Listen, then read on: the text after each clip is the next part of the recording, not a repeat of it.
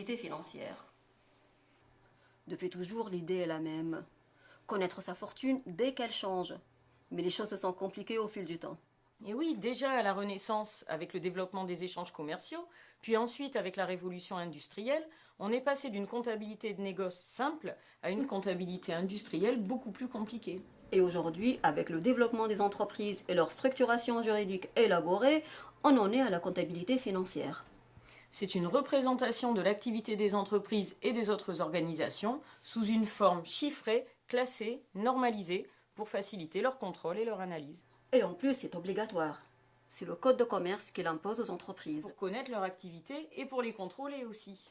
Et pour faciliter les statistiques, les comparaisons, toutes les entreprises doivent présenter leur comptabilité de la même manière.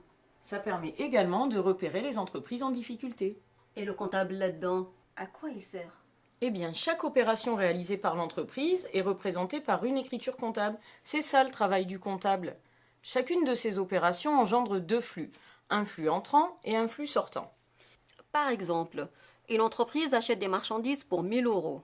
C'est le flux entrant de l'opération. Elle paye par chèque bancaire. C'est le flux sortant. Ces flux sont représentés par une écriture comptable enregistrée à la date de l'opération. Pour chaque écriture, plusieurs comptes sont utilisés. Certains comptes sont débités, c'est-à-dire on inscrit à leur débit le montant des flux entrants.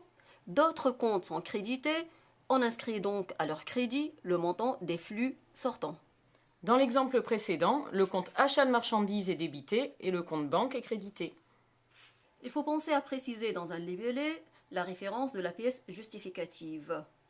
Par exemple, une facture comme ici. Ça peut être aussi un relevé bancaire, un bulletin de salaire, etc. Le total des sommes débitées doit être égal au total des sommes créditées pour chaque écriture. C'est ce qu'on appelle le principe de la partie double. Chaque compte est donc représenté par un intitulé, comme achat de marchandises ou banque, mais aussi par un numéro.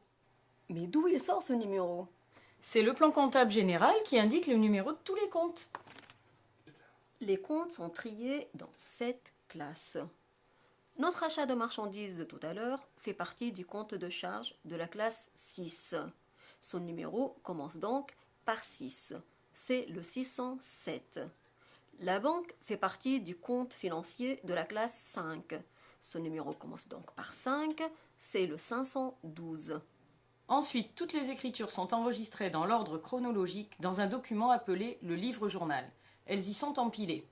Chaque montant est reporté dans le compte dans lequel il est imputé. Un compte enregistre ainsi toutes les opérations le concernant. Par exemple, Najette, le compte 512 enregistre toutes les opérations concernant la banque. L'entreprise tient sa comptabilité ainsi toute l'année. Et une fois par an, elle doit synthétiser son activité dans 2 documents comptables, le bilan et le compte de résultat. Ces documents sont complétés par l'annexe qui fournit les explications nécessaires à leur bonne compréhension. Bilan, compte de résultat et annexe, ce sont les documents de synthèse. Ils sont établis à la date de clôture de l'exercice, généralement le 31 décembre. Si vous voulez davantage de précision, rendez-vous sur les autres 5 minutes pour comprendre liés à ce thème.